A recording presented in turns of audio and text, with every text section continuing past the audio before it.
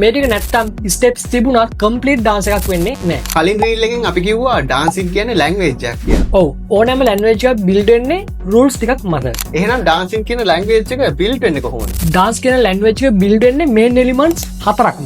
Elements කියන්නේ සරලව කියනවා නම් ඩාන්සින් වල තියෙන්න ඕන අනිවාර්ය බේසික් හතරක්. ඒ මොනවද?